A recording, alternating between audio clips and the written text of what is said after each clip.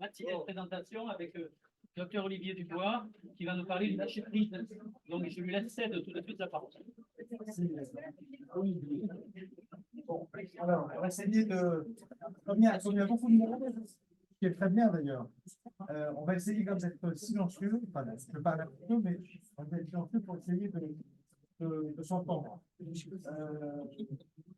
On est très heureux, les anciens de la société, de voir qu'il y a beaucoup de monde qui vient cette année, ça fait très plaisir. Et vous verrez, vous allez voir, durant cette journée, on a quand même beaucoup fait des travaux dans beaucoup de domaines. On a dit que la vaccine thermale doit faire ses preuves. Sûr, elle va faire ses preuves encore plus. Elle en a déjà fait quelques-unes. Vous allez voir dans la spécialité que je coordonne, qui est la santé mentale, la psychiatrie, si vous voulez, psychosomatique, la santé mentale, le vaste champ de la prise en charge des troubles anxieux, si vous voulez, des troubles du sommeil, des troubles psychosomatiques. Eh bien, on a beaucoup avancé, on a trouvé aujourd'hui, on a démontré aujourd'hui des indications. Et puis, aujourd'hui, je vais vous montrer quelque chose d'un petit peu nouveau, sur lequel je travaille avec Gisèle Cani, qui est professeure à Nancy et qui est également médecin thermal, enfin, universitaire de thermanie. On travaille également avec l'équipe de Bordeaux, l'universitaire, bien sûr, l'équipe de Marseille. Et on est très intéressé par ce travail qui consiste en fait à essayer de comprendre un des mécanismes d'action de l'électro thermale, en tout cas dans la partie santé mentale. Alors, je vais être un petit peu rapide sur le début parce que je pense que tout le monde ne connaît pas. Je voudrais vous dire où on en est aujourd'hui de la connaissance du lien entre la médecine thermale et la santé mentale. Je dis santé mentale, ça intègre la psychiatrie, ça intègre la psychosomatique. C'est la santé mentale, si vous voulez, pour moi, ce sont ces personnes qui souffrent au quotidien, qui n'ont pas de maladie organique, et qui finalement sont dans une plainte à peu près permanente, et qui finalement sont à la frontière de la psychiatrie. Voilà, ce ne sont pas des psychotiques, ce sont plutôt des névrosés ou des structures anxieuses, mais qui donc sont dans une plainte permanente. Ces gens-là sont très nombreux, et ces personnes, souvent, on leur donne des médicaments, ils vont voir le psychologue, ils vont voir la méditation, etc. Mais malheureusement, on sait bien, ce côté ambulatoire, un peu rapide, un peu occasionnel, n'est pas suffisant pour leur permettre vraiment de rompre avec leur processus d'anxiété qui se chronicide. Alors, je voudrais commencer en vous faisant un petit aparté sur... Non, c'était ça, hein. Voilà, ça y est, c'est bon, regarde. Bon, hein. Regarde. Alors, je suis trop loin, non? Bon, c'est pas grave. Non, mais regarde. C'est ça. D'accord. C'est ça. Oui, c'est ça. Après, c'est... Voilà, c'est juste un petit truc, d'accord. Donc, on a ça, on va passer ça. Donc, ça, c'est le cadre général de l'étude. Alors, voilà. Historiquement, donc, si on reprend les dernières études qu'on a faites sur ce sujet, on a démontré, dans le cadre d'une étude qui est connue en thermal, hein, c'est une étude de 2010, c'est une étude assez importante. C'était d'ailleurs la première qui a été sortie. C'est une étude qui a été réalisée en 2010, randomisée. Voilà, le principe est le suivant. Vous prenez 237 patients qui habitaient près de 4 stations thermales psychiatriques, qui avaient donc l'habilitation pour la psychiatrie. Vous prenez ces patients qui étaient des anxieux, ils devaient avoir une HAM inférieure ou égale à 20. Et puis, en fait, quand ils rentraient dans le protocole, immédiatement, on leur disait, voilà, vous aurez le choix, mais le choix hasardeux, d'avoir soit une cure thermale, soit un médicament. Tout de suite, hein, c'était dans les 24 heures pour la cure. Et vous aurez 3 semaines de cure dans le groupe A, et puis pendant 5 semaines, il ne se passera rien. Et au bout de 2 mois, on verra. Et puis après, vous aurez 2 mois de médicaments, le médicament référent, qui s'appelle la paroxétine. Il ne se passera que ça pendant les 2 mois. Et après, eh bien, vous pourrez faire une cure. Vous allez comprendre. Et donc, ceux qui faisaient la cure et qui n'étaient pas améliorés, on leur disait, bah, écoutez, maintenant, vous pouvez prendre le médicament. Ce qui fait que les traitements, ça c'est très intéressant sur le plan méthodologique, les traitements ont été faits de la manière suivante, soit on prenait la cure, puis le médicament, soit on prenait le médicament, puis la cure. Et donc, pour le malade, c'était kiff bricot. Il n'y avait pas d'effet psychologique, pas d'effet de frustration, etc.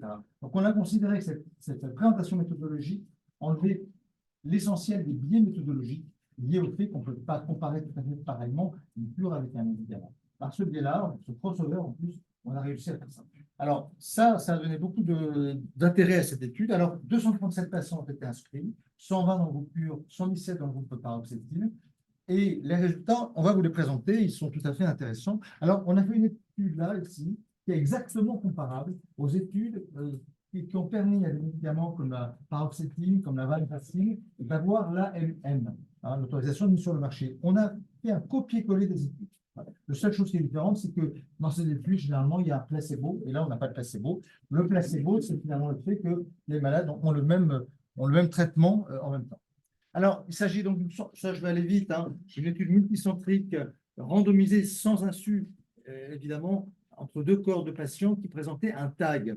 Il y avait un groupe traité par paroxétine pendant les 2 mois, un groupe traité par la cure pendant 3 semaines. Donc, vous voyez, il y a aussi un truc qui est intéressant, c'est que la cure dure 3 semaines, le traitement 2 mois. Mais vous voyez, on compare 3 semaines de cure contre 2 mois de médicaments.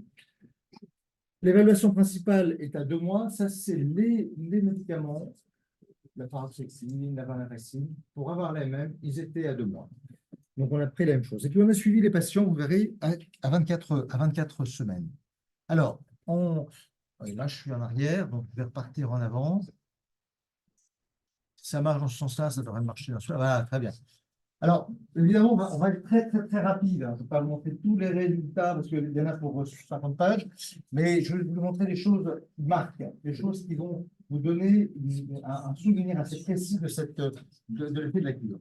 Vous voyez ici, ce sont les patients qui sont au point de départ. C'est le nombre de points qu'ils ont à l'HAMA. L'HAMA, c'est une échelle d'anxiété qui se traduit par à la fois des symptômes physiques et des symptômes psychologiques. J'ai peur, j'ai mal, je suis bloqué, je n'y arriverai pas, etc. Donc, ce sont des symptômes, je suis irritable, j'ai des effets secondaires, etc. Et puis, on remarque dans cette étude, donc CTG, c'est la cure, PTG, c'est la paroxétine. Donc, la cure a vous voyez, a des résultats qui sont plus bas, ce qui est normal, puisque là, on s'approche du 0. Hein, donc, on est à 14 ou 12, alors qu'au départ, on est à 24. Vous voyez, il y a une grande diminution, hein, près de 10 points sur 24. On est à peu près 40% d'amélioration clinique dans le groupe cure thermale. On s'aperçoit qu'il y a une différence significative entre les deux groupes, ici, et on s'aperçoit, c'est très important, qu'il y a une différence significative de résultats entre S4 et S8. Ça, c'est 4 semaines, c'est 1 mois, et ça, c'est 8 semaines, 2 mois. Donc, il y a plusieurs remarques. La première remarque, c'est que, les malades dans la cure sont plus améliorés, c'est assez spectaculaire, et 2, l'amélioration à 4 à 8 semaines est plus importante.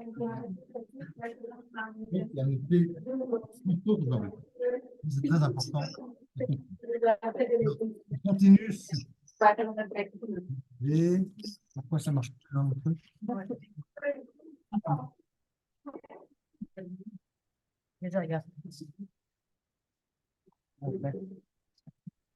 Merci beaucoup. Alors là, ce qui est intéressant aussi, c'est que vous allez voir, on va aller vers des patients répondeurs. Cette notion de patient répondeur est une notion qui est intéressante. Et on en reparlera un peu plus loin quand on parlera de l'HLT. Répondeur, pourquoi? Parce que vous savez, dans l'échelle HAMA, on considère que quand vous avez moins de 7 points, donc une échelle qui peut coter jusqu'à 80 points. Non, on a 14 items et 4 fois 14, ça fait 56 points. Donc on peut être dans 56 points.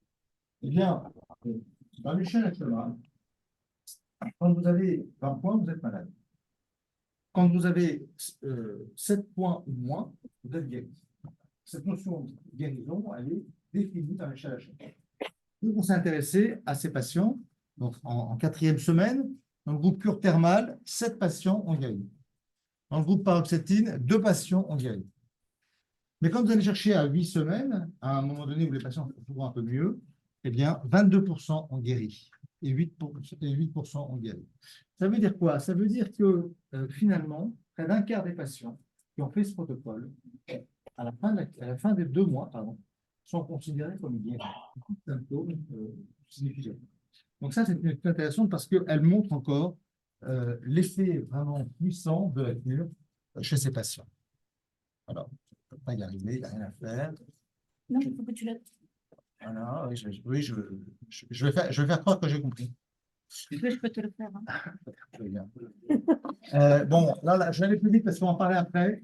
Ce qui est intéressant aussi, c'est que, je donne une petite information technique qui est intéressante. Quand on donne un médicament antidépresseur chez un anxieux, et ça marche, eh bien, on s'aperçoit que l'action antidépressive agit pas tellement sur les somatiques, les symptômes somatiques, mais plutôt sur les symptômes psychiques. C'est très connu ça. Vous mettez la paroxétine, le cerveau va beaucoup mieux, mais le corps ne bouge pas. Donc, voilà. Et on s'est dit peut-être que nous, c'est l'inverse. Peut-être que nous, on va bouger le corps et qu'on va bouger le cerveau. En réalité, pas du tout. Les somatiques bougent énormément dans la cure et le psychique encore plus. Vous voyez.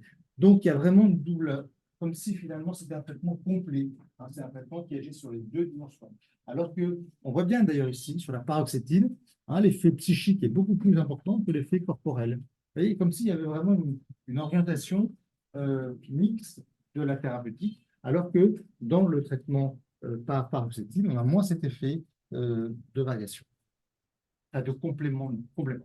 Alors ça, je vais peut-être vous expliquer, ce n'est pas la courbe évolutive de tous les patients qui sont rentrés dans le protocole et qui ont fait la cure, malheureusement, mais c'est quand même un indicateur intéressant. En fait, si vous voulez, ça, ce sont les patients qui ont fait la cure jusqu'à 8 semaines. Et là, on a fait quelque chose qui n'est pas acceptable sur un plan scientifique, mais on le sait, on le dit, on l'annonce. On a pris que les patients qui ont une amélioration, qui ont été considérés comme répondeurs à la cure thermale et à qui on n'a pas proposé, en deuxième intention, le médicament. Vous savez, à 2 mois, on leur avait dit, vous pourrez croiser les traitements et faire. Donc, ceux qui étaient améliorés d'au moins 30% à la cure, on leur a dit, vous n'avez pas besoin de prendre le médicament, vous allez mieux, vous n'avez pas besoin de prendre un médicament en plus. Donc, généralement, ils n'ont pas pris. Du coup, ces gens-là, ces 80%, on leur a dit, écoutez, on va vous suivre pendant les 4 mois qui suivent. Donc, on a 80% du premier groupe, on a suivi pendant 4 mois. On les a suivis. Alors, on en a perdu un peu de vue, hein, ce qui d'ailleurs n'est pas bon signe hein, pour l'étude. Ça doit faire sans doute remonter un peu le taux. Mais vous voyez, quand même, alors je ne sais plus combien il y en a quand même, c'est 2/3 des patients améliorés d'un. Voilà. On arrive à peu près à 49% de l'ensemble des patients du départ.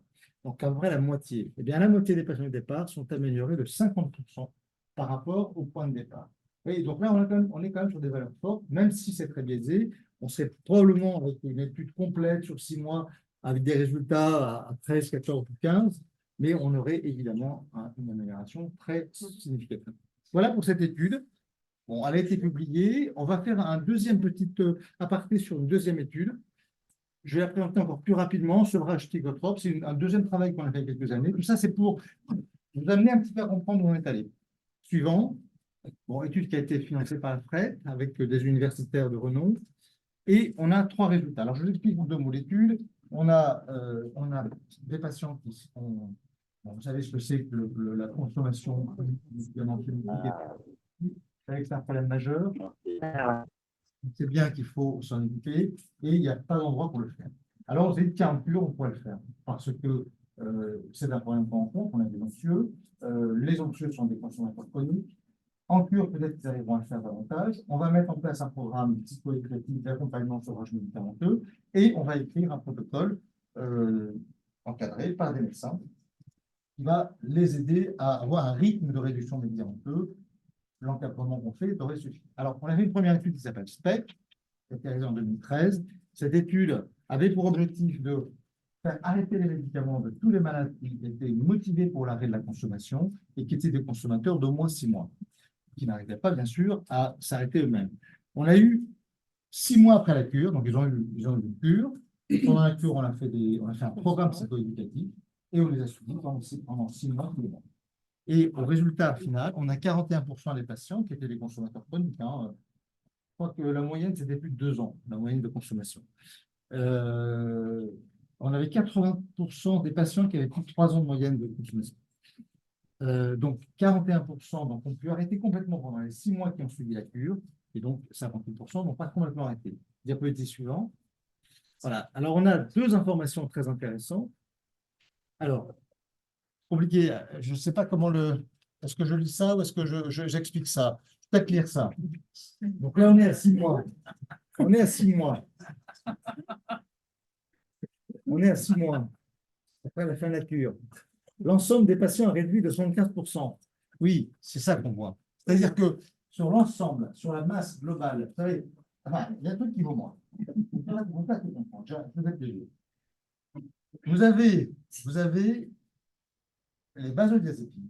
Il y a un truc qui est intéressant, ça s'appelle je crois, et vous avez la possibilité de traduire pour chaque produit, l'Exentia, le Victan, l'Exomil, le Seresta, le Tranxène, le Xanax, vous avez une équivalence médicamenteuse sur chaque produit. 10 mg de Tranxène vaut 10 mg de Valium, qui vaut 2,5 mg de Rohypnol, qui vaut 2 mg, 10 mg de Zopiclone, qui vaut 7,5 mg de Zopidem, qui vaut 50 mg de Seresta, etc. Voilà. Voilà. Bon, eh bien, ça, si vous voulez, ça fait des équivalences. Ce qui permet de dire, moi j'ai 15 mg de Valium, plus 12 mg de Zopidem, plus 7 mg de Seresta, donc je suis à 29 mg d'équivalent Valium. Et donc ça, c'est très utile parce que ça nous permet de traduire, si vous voulez, dans un nombre de milligrammes, un dosage extrêmement précis de la consommation médicamenteuse. Et quand on regarde ça comme ça, eh bien, vous voyez, on arrive à parler en chiffres et non plus en cas particulier. Et vous voyez, on a les anxiolytiques, et au départ, on en a 678 mg, et à la fin, on en a, non, et à la fin, on en a 139. 139. Donc, on a une baisse de 79% de la consommation des benzodiazépines à la fin. Pareil pour les hypnotiques, qui baissent un peu moins vite, 68% sont baissés, et pareil pour le global, avec 75%. Donc, ce qu'il faut retenir, c'est que grossièrement, les anxiolytiques, on les baisse assez facilement. 80% sont arrêtés dans les 6 mois. Les hypnotiques, c'est plus dur, seulement 2/3 arrivent à être réduits. Et au global, on a une baisse de 75% de la consommation. La troisième diapositive, elle est très intéressante. Elle est presque intelligente sur un plan, je dirais même au-delà de la médecine thermale. C'est qu'on s'est intéressé à deux groupes. Alors, il faut savoir qu'on a eu 41% de gens qui ont arrêté la consommation médicamenteuse. On est d'accord. Et donc, on a 49%, ou plutôt 59% des gens qui n'ont pas arrêté. Ça veut dire, on a divisé ça en deux groupes. On a regardé ceux qui n'arrêtaient pas les médicaments complètement versus ceux qui les arrêtaient complètement. Sachant que c'est des groupes, pas tout à fait le même nom, mais assez proches. Et on a regardé ce qui se passait chez ces deux groupes. Alors, prenons les cas. Arrêt des benzodiazépines à 6 mois, donc ils ont tout arrêté à 6 mois, et regardons le nombre de points qu'ils ont sur les échelles de Cluny. Alors, vous avez l'HAD, vous avez l'échelle de sommeil, et vous avez l'échelle de Beck. L'HAD, c'est l'anxiété-dépression, l'échelle de Beck, c'est des propos dépressifs un petit peu lourds, hein, c'est ma vie ne sert à rien, je vais rater, j'ai l'impression que ça ne sert à rien d'avoir l'esprit, etc. Et puis après, vous avez l'échelle de sommeil qu'on a fait pour l'occasion. On aurait pu prendre une échelle plus reconnue. C'est un peu dommage. Alors, qu'est-ce qu'on remarque? Ben, on remarque un truc très, très curieux. Regardez, les répondeurs, ceux qui ont arrêté les benzodiazépines, eh bien, il y a un truc très curieux, c'est qu'ils ont 23 points au début à l'HAD. Et là, ils ont 20 points seulement.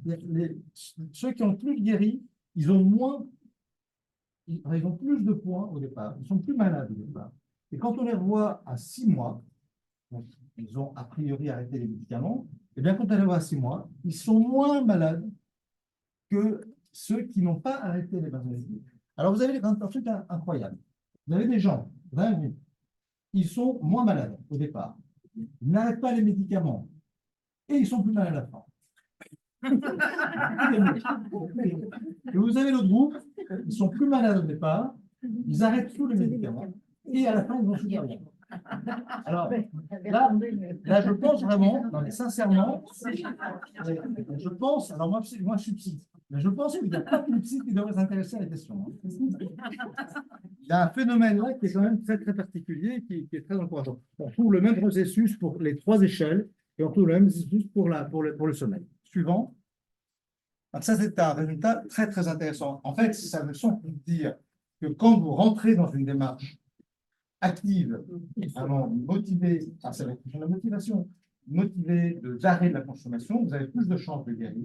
Et une fois que vous êtes arrivé à ce résultat, eh bien, quels que soient les symptômes initiaux, et peu importe, vous avez arrêté votre médicament, vous avez le sentiment d'avoir finalement gagner sur vous-même un combat quelque part. Hein. Ça fait 3 ans, 4 ans que vous êtes consommateur, et vous avez le sentiment que vous avez, voilà. Et ça vous donne une espérance et une volonté qui est très importante. Alors, suivante, ça c'était publié aussi. Alors, en 2017, avec Joseph Cani et une étudiante parmi vous qui n'est pas là, on avait fait, avec le docteur Lauré, une étude à Sojon, parce que j'avais cette hypothèse. Je vais vous l'expliquer, je vais vite vous la dérouler. Alors, on tourne. L'idée, alors on a pris 27 patients, parce que cette personne est venue 3 semaines faire une cure, enfin, pas faire une cure, suivre des curistes, elle est venue 3 semaines, et elle a suivi 27 patients. On tourne, et alors vous allez voir, cette diapo est très intéressante, parce que ces 27 patients, tout venant, en étant normaux, etc. Alors, on a eu cette idée de dire, on va demander à tous les malades, tous les jours, à chaque fin de soin, c'est-à-dire, ils font leur bain, leur massage, la douche, et après, ils passent par la case accueil, et là, à la case accueil, on va dire, alors, comment vous êtes senti ce matin, madame? Alors, est-ce que vous dites que vous êtes plutôt pas du tout ressenti détendu? Est-ce que vous avez senti une certaine détente mais vous êtes resté préoccupé pendant les soins, pas arrivé à vous libérer de vos problèmes? Est-ce que vous êtes très détendu, mais pas au point de vous endormir au soin, c'est-à-dire très détendu, bien, sans souci, mais pas à vous endormir? Et est-ce que vous avez réussi à vous détendre globalement, complètement, et de vous endormir? Donc, grossièrement, c'est pas du tout détendu, un peu détendu, bien détendu, et je m'endors. Ce qui veut dire, en quelque sorte, un petit peu facilitateur, que le niveau 3 et 4 était considéré comme un niveau de détente, et le niveau 1 et 2 était considéré comme un niveau de non-détente satisfaisant. Voilà. Donc, retenez bien cette notion. On a divisé en deux, cette petite échelle, passée tous les jours. Ceux qui ne sont pas dans des réponses claires, 1 et 2, on les considère comme non-répondeurs, et ceux qui sont dans le niveau 3 et 4, parce qu'ils sont vraiment relâchés, on les considère comme des répondeurs. Alors, regardez cette première flèche, vous allez voir, elle va vous appeler autre chose. Ce qui est très intéressant, c'est grossièrement, là vous avez du blanc, là vous avez du rose, là vous avez du rouge, et là vous avez du bleu. Alors le bleu et le rouge, c'est pas beau. Hein, c'est pas beau dans cette chapeau, c'est pas beau du tout. Regardez. Là, vous voyez, c'est pas beau du tout, là. Hein, vous voyez, oh, bah, 75%. 75%, ils ne sont pas beaux. Hein. Et là, ils ne sont pas beaux, les 75%. Mais quand vous allez à la G18, là, vous avez plus que 24% qui sont pas beaux. Donc, il y en a 75% qui sont beaux. Donc, vous voyez, la couleur change.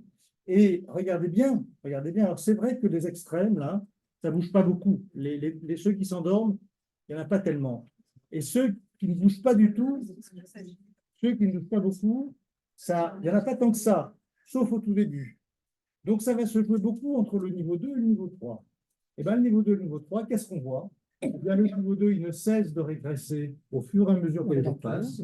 Et le niveau 3, il ne cesse d'augmenter au fur et à mesure que les jours passent. C'est-à-dire que, grossièrement, si vous voulez, mais vous verrez dans la dernière étude qu'on a faite, c'est beaucoup plus spectaculaire encore, grossièrement, les patients passent d'un niveau de relâchement de 2, moyen, si vous voulez, à un niveau de relâchement de 3.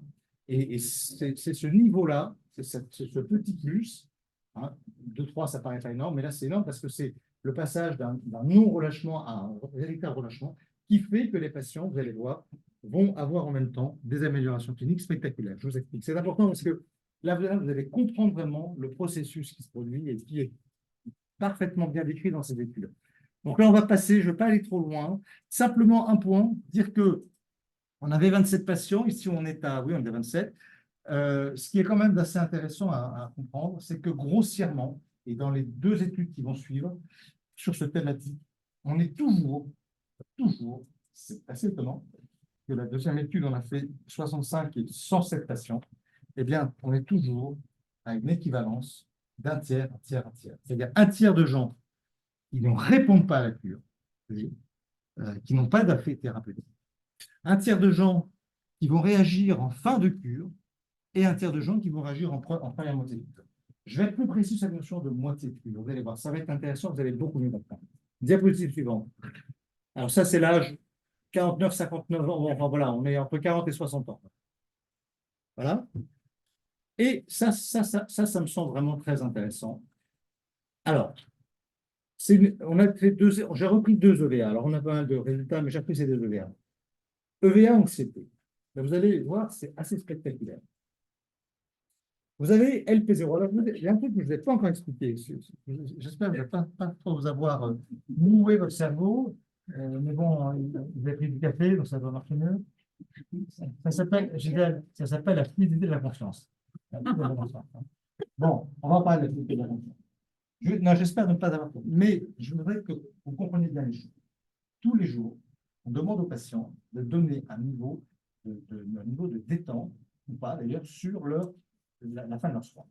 Deuxièmement,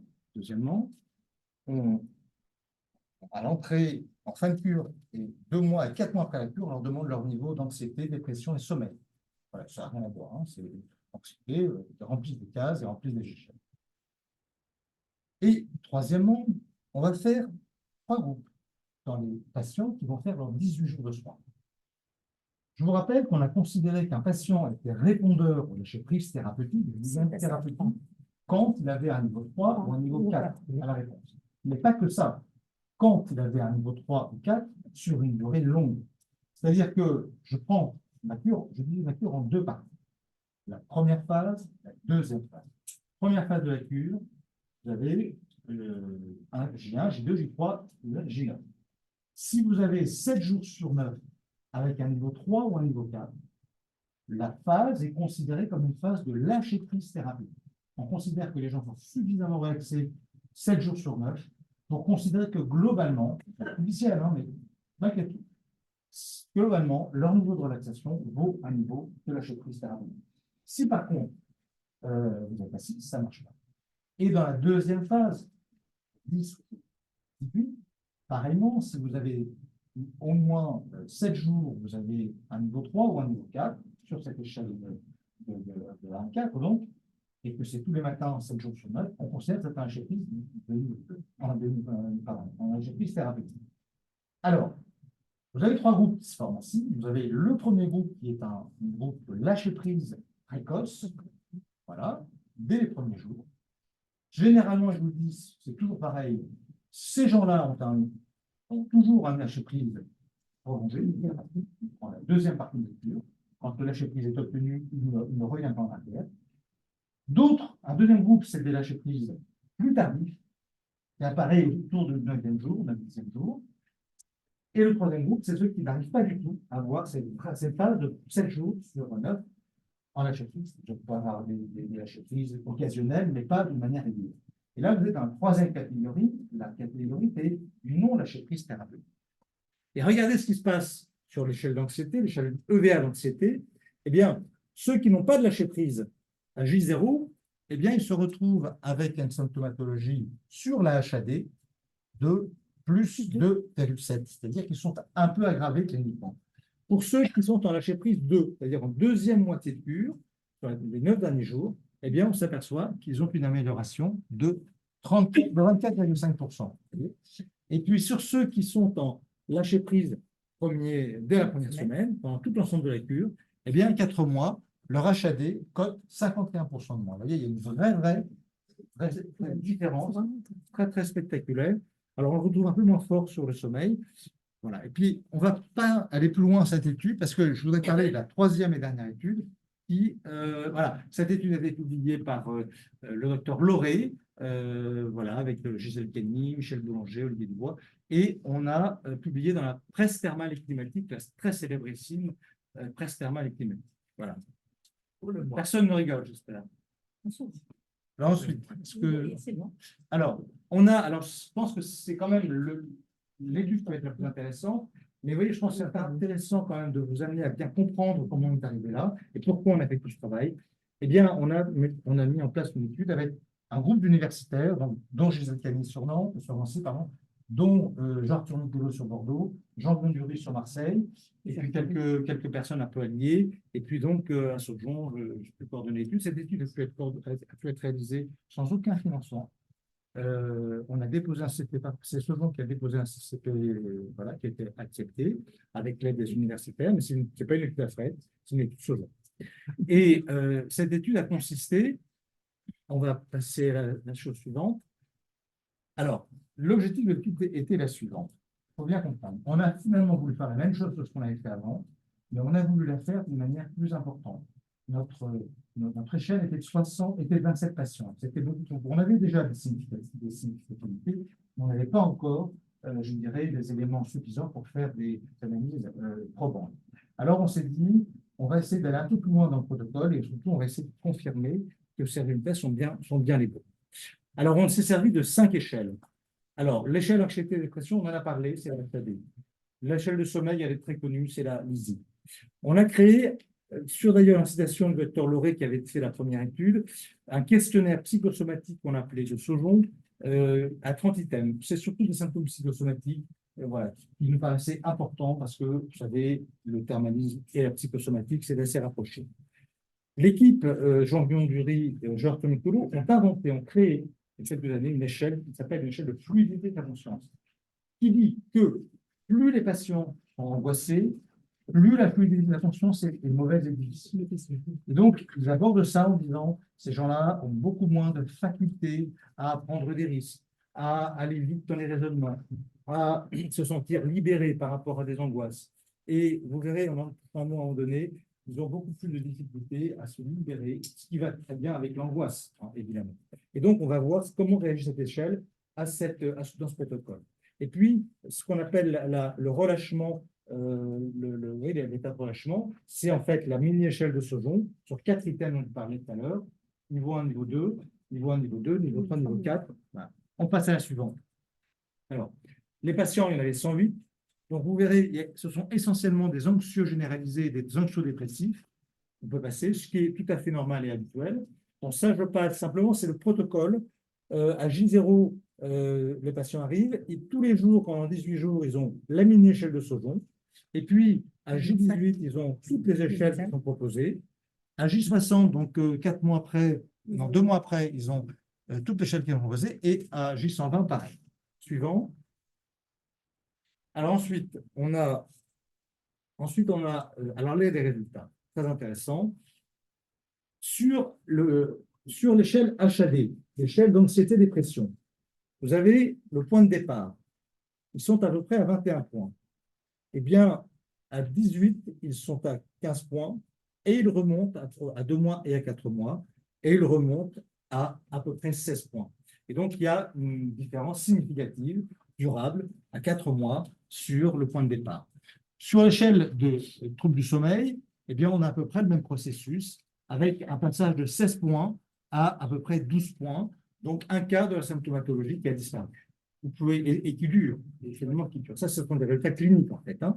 Sur l'échelle, sur le QFC, donc ça, c'est la fluidité de la conscience, eh bien, pareil, l'évolution intervalle même avec une petite régression après 2 mois, qu'on retrouve ici aussi pour l'échelle des psychosomatiques. Mais grossièrement, on voit bien, que ce soit sur les symptômes psychosomatiques, que ce soit pour les symptômes psychosomatiques. Bon, on avance parce que voilà. Ça, c'est très important. J'ai 2-3 diapos encore très importants. Je n'ai pas, vous vous souvenez des 4 points, la mini-échelle de SOJON. Cette échelle où on dit que à 3, on est détendu et à 4, on dort. Ce qui est intéressant, c'est quand vous regardez l'ensemble des 108 patients, eh bien, vous vous apercevez que grossièrement, on démarre à 2 points, c'est-à-dire au niveau je suis préoccupé. Au début, la moyenne de tous les patients, des 160 patients, eh bien, ils sont préoccupés, mais ils le sont un peu moins, ils le sont un peu moins. Ils le sont un peu moins, ils le sont un peu moins, ils le sont plus beaucoup. Regardez, on arrive au niveau 3 où il n'y a quasiment plus de préoccupation. Et là, on arrive à un plateau. Et on voit bien qu'autour de J9, on avait vu cette petite flèche tout à l'heure, au bout de J9, eh bien, il y a un effet, si vous voulez, global de la cure qui fait que les patients rentrent sur un plateau et finalement, l'effet qu'on cherche, qu'on attend de la cure thermale, permet d'avoir un niveau de lâcher-prise obtenu. Vous voyez, et la majorité des patients arrivent à ce niveau-là. Diapositive suivante. Alors, si vous voulez, ce qui est très intéressant, le plus intéressant, c'est celle-là. Pourquoi? Parce qu'on a 3 groupes. Un groupe absence de détente, c'est le petit O blanc. Détente précoce, c'est le petit O noir. Détente tardive, carré, blanc. Alors, ça veut dire quoi? Ça veut dire que les patients blancs, ici, c'est ceux qui n'ont pas de détente. Eh bien, ils arrivent avec très, très peu de détente et ils terminent avec un peu plus, mais encore peu de détente. Les patients qui ont une détente précoce, Effectivement, rapidement, ils arrivent au niveau 3. Et on peut se demander, et c'est vrai d'ailleurs, qu'ils sont plutôt moins malades, pas beaucoup, mais plutôt moins malades que les autres. Comme si le fait d'être un peu moins malade serait un facteur pour répondre plus vite à la cure thermale. En tout cas, ils sont un peu moins malades, ils se détendent très très bien, et tout le long de la cure, ils se détendent, mais on ne voit pas d'amélioration spectaculaire dans leur détente. On sait simplement qu'ils viennent en cure, ils sont un peu moins sévères, ils viennent en cure, ils répondent à la cure immédiatement, et pendant les 3 semaines, tout va bien. Mais ce n'est peut-être pas les plus malades. Et le troisième groupe, qui est le plus important, c'est ceux qui se détendent tardivement. Eh bien, c'est des gens qui sont, comme eux, assez malades. Vous voyez, ils sont malades. C'est exactement le même groupe, hein, c'est exactement le même critère. Ils ont les mêmes symptômes, ils ont autant de mal que les autres à se détendre, à se laisser aller. Mais à un moment donné, déjà à J4, et puis un peu plus tard, autour de J7, J8, eh bien, à un moment donné, la courbe s'invertit. Et ils vont rattraper l'état de bien-être de ceux qui étaient déjà presque bien en arrivant. Vous voyez.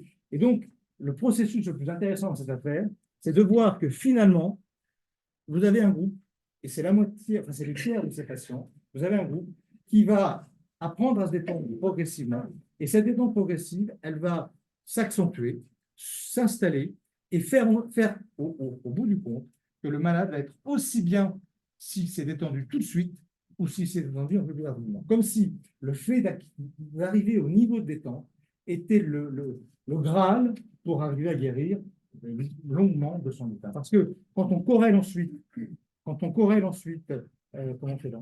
Quand on corrèle ensuite, quand on corrèle ensuite, c'est bon? Quand on corrèle ensuite les choses, quand on corrèle ensuite les choses, eh bien, on s'aperçoit, si vous corrélez par exemple HAD et évolution, ben, vous avez le même processus, vous voyez, les deux groupes guérissent, hein, alors que le groupe là ne guérit pas. Et on a ça partout, hein, on a ça partout. Alors c'est peut-être un peu moins spectaculaire sur le sommeil. Bon, enfin, il y a quand même des améliorations. Derrière, voilà, on voit toujours ce processus, celui-là qui part de beaucoup plus bas, qui termine aussi haut, hein, alors qu'il a beaucoup moins de points au départ. De la même façon, celui-là, regardez, toujours le groupe qui est tardif, eh bien, il répond aussi bien, mais plus tardivement. Diapositive suivante. Alors, les conclusions, c'est les suivantes. Nous n'avons pas observé de différence de résultats entre les sexes. Il faut dire qu'il y a 78-80% d'hommes, non, de femmes versus hommes.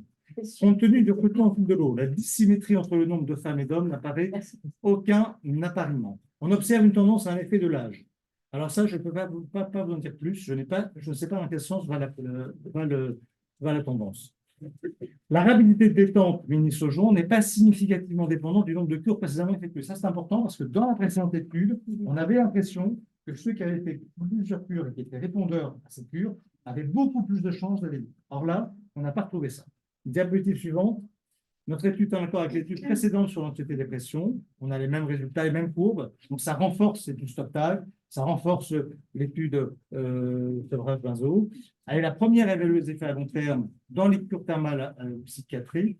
Le résultat principal est que l'amélioration sur l'anxiété-dépression se prolonge 4 mois après la cure. Un profil similaire est retrouvé concernant les plaintes sur le sommeil, et ce de manière durable. Suivant. L'utilisation de nouvelles échelles, donc le QFC, c'est la conscience, et les somatiques, à la fois renforcent la réalité de cet effet tardif. Voilà. L'amélioration psychosomatique suit également l'évolution de l'anxiété-dépression, l'évolution de la fluidité de la conscience, et du même type que celle des valeurs des autres échelles. C'est-à-dire que finalement, on a une corrélation, que ce soit sur les symptômes somatiques, sur la fluidité de la conscience, sur l'anxiété, sur le sommeil. On a à peu près les mêmes exemples, c'est très très comparable dans les mêmes trucs. Suivante. Je pense que c'est la fin. Hein. Le profil évolutif des valeurs des différentes échelles est dépendant de la détente ressentie. On distingue 3 populations numériquement, d'accord, on l'a dit, la conjonction de l'évolution du vivant. Notre approche dans le sens. Alors voilà, l'idée c'est de dire, voilà, l'idée pour conclure, c'est de dire la conjonction de l'évolution du questionnaire EQFC et du mini-Sojon soutient le concept de lâcher-prise thérapeutique, c'est-à-dire le lâcher-prise entraîné spécifiquement par la cure thermale. Notre approche va dans le sens d'une compréhension holistique de la problématique de la cure thermale.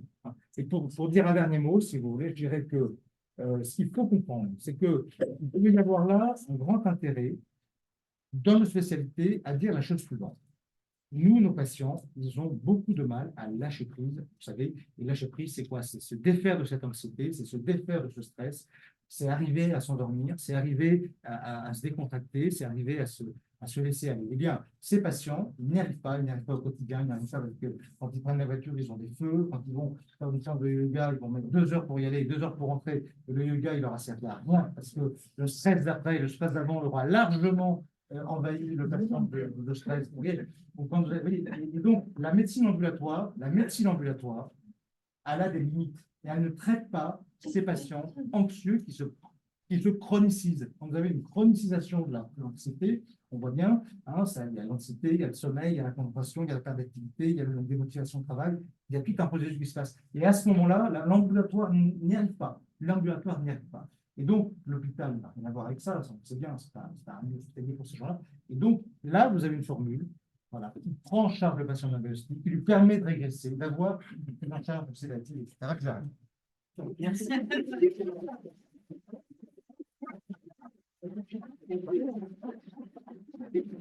Merci Olivier pour cet exposé passionnant et passionné et toujours enrichissant, mais on a pris énormément de retard.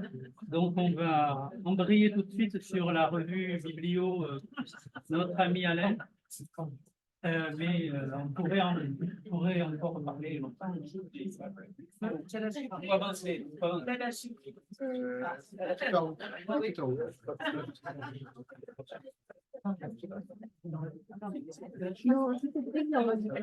Alors, pour tourner de page. Non, mais normalement, ça marche. Mais c'est Olivier qui n'y arrivait pas. Avec ça, ça marche? Non, non, ça, il ne faut surtout pas toucher. Ça, c'est le vidéoprojecteur. Ouais, Alors, attends, d'accord. je te le mets en diaporama. Faut le mettre sur Normalement. ici, c'est ici. Revenir en arrière, c'est ça. Ok. Si tu préfères la souris. Ou la souris? Non, mais Ouais. la souris, Ouais, la souris, elle revient pas en arrière. Si, aussi. ça marche très bien, mais je voulais pas. Non, mais avec la roulette, sinon. Bon, attends, je vais revenir. Voilà, là, c'est bon. Là, ok. Bon, je vais faire avec les...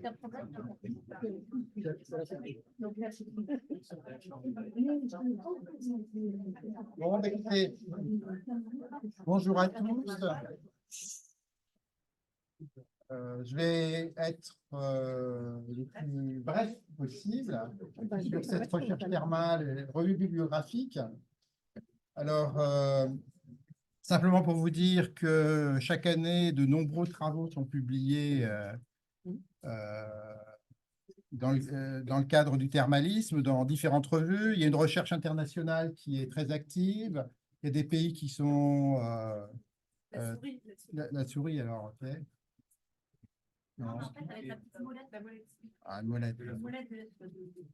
Voilà. Et des études sont publiées dans tous les domaines d'évaluation du thermalisme, que ce soit en hydrologie expérimentale, en laboratoire, que ce soit en clinique, les cas report et les cas sériques qui sont de moins en moins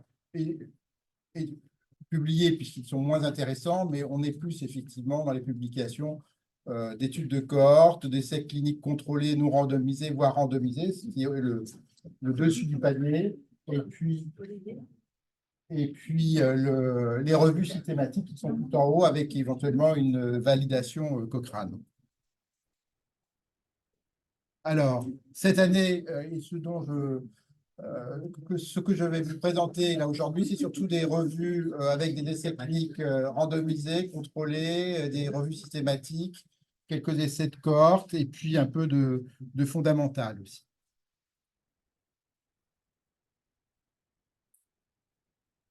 Alors, le premier travail, alors d'abord les essais cliniques randomisés. On a assez peu cette année. Alors, ce sont toujours les pays qui publient le plus sont les Turcs, les Hongrois, les Italiens et les Français. En thermalisme, on essai clinique parce qu'ils ont des ressources financières pour le faire et des équipes qui sont formées également pour le faire. Et là, nous avons un essai clinique randomisé dans la cervicalgie chronique. Il n'y a pas beaucoup d'essais cliniques dans la cervicalgie. On a beaucoup publié dans l'arthrose du genou, la lombalgie, mais peu dans le domaine de la cervicalgie chronique. Et là, il s'agit de patients cervicalgie chronique non spécifique Et on a comparé chez eux par étude randomisée sur des traitements de 5 jours par semaine pendant 3 semaines, donc des 15 séances, soit le premier groupe recevait des packs de boue thermales pendant 20 minutes, avec associé à des séances de TENS et d'exercices à domicile, et le groupe témoin, lui, recevait des hot packs, donc ces vessies qui sont très chaudes, mais qui en plastique, plastifiées, qui n'apportent que la chaleur. Et avec effectivement les mêmes éléments de traitement que l'autre groupe, le TENS et les exercices à domicile en association. Donc avec un nombre de patients assez important, 70 patients, ce qui donnait une puissance de 80% à l'étude, ce qui est pas mal, avec une taille d'effet recherchée à 0,68, ce qui est bien. Il n'y avait pas de critères de jugement principal, mais des critères de jugement quand même pertinents, qui étaient la douleur, la fonction, la qualité de vie, l'indice de dépression et le sommeil, qui sont souvent également évalués maintenant dans les essais cliniques rhumato. Et puis, une évaluation qui était en fin de traitement à 1 mois, donc pas beaucoup de recul, mais intéressant, ainsi de l'évaluateur. Évidemment, le patient n'était pas en insu. Avec une analyse en intention de traiter, c'est ce qu'on fait dans les essais cliniques actuels, avec des perdus de vue qui étaient à peu près le même nombre dans les deux groupes. Alors, les résultats. Alors dans chaque groupe, le groupe boue, le groupe hot-pack, qui a une amélioration significative, statistiquement significative de presque tous les paramètres évalués. C'est-à-dire qu'on met de la chaleur soit par boue ou par hot-pack. Les patients s'améliorent à peu près sur tous les paramètres, sauf sur quelques sous-échelles de qualité de vie du SF36. C'est que le SF36 n'est pas toujours très sensible et donc il met parfois des difficultés à bouger. Ce n'est pas une grosse surprise, mais enfin, globalement, ces deux traitements fonctionnent. Mais la question est vraiment, est-ce qu'il y a un traitement qui est supérieur à l'autre? Et ça, c'est les résultats de la comparaison statistique intergroupe qui permettent de le dire. Et là, ces résultats montrent que les patients qui sont traités par boue, par rapport à ceux qui sont traités par hot-pack, ont de bien meilleurs résultats et de façon statistiquement significative pour la douleur, la réduction de consommation dentalgique, la fonction, l'indice de dépression de Beck et certaines sous-échelles de qualité de vie du SF36. Bon, la conclusion des auteurs est qu'il existe un effet thérapeutique de la chaleur, observé dans les deux groupes, mais également un effet spécifique lié à la composition de la boue, parce que la boue a un effet supérieur. Alors, cette boue a cette composante boue soluble dans l'eau avec des acides fulminiques, hulmiques, qui traversent la peau et qui stimulent la contractilité des muscles lisses médiés par les récepteurs alpha-2, adrénergiques et dopaminergiques des deux. Vous savez, dans la cervicalgie, les contractures douloureuses jouent d'une façon importante. Donc, il y a peut-être ce petit plus, effectivement, apporté par la boue à travers, effectivement, cette efficacité supérieure sur la contractilité des muscles. Donc, voilà, ça, c'est la première étude sur la cervicalgie. Elle me paraît intéressante. Et donc, je vais vous les montrer. Une autre étude intéressante qui concerne essais cliniques randomisés, également turcs, et c'est randomisé en 3 groupes dans la spondylarthrite. Également, la spondylarthrite, il y a certaines études qui ont été publiées, très intéressantes, mais on est un petit peu quand même en manque. Et là, elle est particulièrement intéressante parce qu'elle essaye d'évaluer l'effet des bains d'eau techniques et les bains de piscine en eau thermale. Et avec constitution de 3 groupes, c'est un traitement, 3 groupes qui sont traités pendant 4 semaines sur 20 sessions, donc 5 jours par semaine, pendant 4 semaines. Le premier groupe reçoit un traitement par bain en piscine d'eau thermale. On ne sait pas ce qu'ils y font, ils baignent. A priori, on ne leur demande pas de faire d'exercice. Ils baignent pendant 20 minutes dans une piscine à 39 degrés. Donc, on est un peu dans les températures qu'on a vues là tout à l'heure.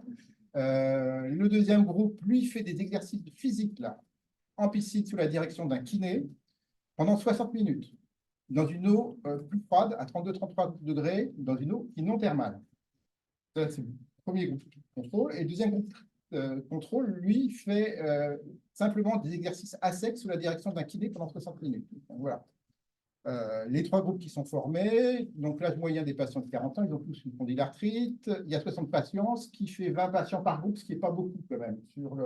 On peut regretter qu'il y ait aussi peu de patients parce que ça donne un manque de puissance statistique à l'étude. Les critères de jugement évalués qui sont assez importants, on peut regretter qu'il n'y ait pas de critères de jugement principal, mais enfin tous les critères qu'on utilise dans l'évaluation de la spondylarthrite sont là. l'activité de la maladie, le BASDAI, la fonction, le BASFI, le BASMI, le score d'activité incluant la SRP, la CRP, l'ampliation thoracique, un score d'anthésite de Maastricht, une échelle de qualité de vie, et puis on ne sait pas pourquoi, un taux de sclérosine stérique qui n'a jamais été un marqueur pour moi dans la spondylarthrite, mais là que les collectures ont décidé d'évaluer. Et les résultats montrent que dans les trois groupes, une amélioration, dans les trois groupes traités, il y a une amélioration des principaux, dans chacun des groupes, une amélioration des paramètres, BASDAI, BASFI, BASMI. En fin de traitement, il y a 12 semaines, le score d'anthésite, la qualité de vie, le sommeil, la dépression. Que dans certains groupes, il y a certains paramètres qui sont plus améliorés, ampliation en piscine, ampliation thoracique pour l'exercice en piscine, pour les piscines d'eau thermale et l'exercice physique en piscine aussi, certains sous-scores de latence du sommeil, et dans l'exercice à sec, la durée du sommeil. Mais il y a un élément important, le taux de sclérotine sérique, je ne sais pas pourquoi on l'a dosé, mais en tout cas, il ne bouge pas. Donc, c'est totalement inintéressant, alors que absolument pas pertinent de doser la sclérotine. Dans la spondylarthrite. Quelqu'un connaît? Je ne sais pas pourquoi, vous avez lu un papier là-dessus qui devait le vendre comme un traitement très, très extraordinaire. Mais en tout cas, ça ne bouge pas. Tout le reste bouge, mais sauf ça. Donc ça, moi, cette étude sert à démontrer que la sclérotine sérique est un très mauvais critère et que ça ne bouge pas et que dans la spondylarthrite, c'est pas intéressant. Alors, la comparaison intergroupe. Alors là, il y a dans certains groupes qui sont supérieurs pour certains paramètres et d'autres pas. Mais ça peut être le fruit du hasard. Hein.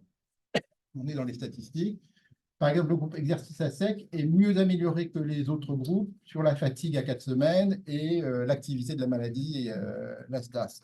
Exercices en piscine sont mieux améliorés sur le sommeil à 4 et 12 semaines. Et le groupe bain-d'eau-thermale est mieux amélioré par rapport au groupe exercice en piscine sur l'activité de la maladie. Mais enfin, bon, il n'y a pas un groupe qui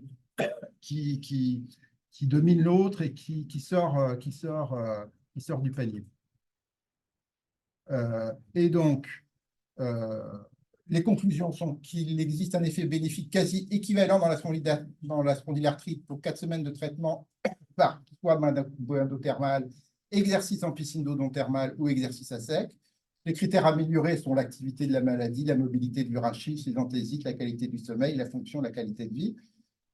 Le principal intérêt de ce travail, c'est la première publication qui compare les effets de bain d'eau thermale, d'exercice en piscine, d'exercice à sec. Ça, je crois que c'est important de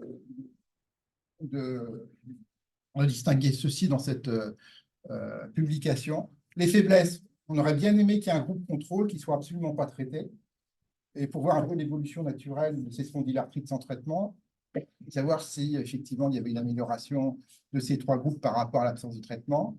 On aurait aimé également qu'il y ait un groupe de patients qui fassent des exercices dirigés dans une piscine thermale, comme on a vu tout à l'heure chez nos sportifs, hein, et savoir si effectivement, et dans la vie réelle, dans nos cures thermales, les patients qu'on met en piscine, ils bougent. Donc ça aurait été intéressant d'avoir ça. On peut regretter qu'il y ait un faible nombre de patients inclus, 20 patients, faible puissance statistique. Donc, du coup, les groupes sont à peu près les mêmes. Si on avait eu plus de puissance, on aurait peut-être pu voir un groupe se dégager plus qu'un autre. Et puis un recul un peu court de mois. Maintenant, on fait 3 mois, 6 mois, 9 mois dans les études d'évaluation. Donc voilà ces études, ces dernières études. Ensuite, alors, une autre étude, alors, ça, dans la lombalgie. Alors, cette étude, elle m'a paru intéressante. Bon, on a déjà beaucoup d'études dans la lombalgie, les traitements thermaux et lombalgie. Mais là, la principale originalité, c'est que c'est une étude comparative non randomisée qui utilise une méthode que moi je ne connaissais pas, qui est la méthode dite de minimalisation.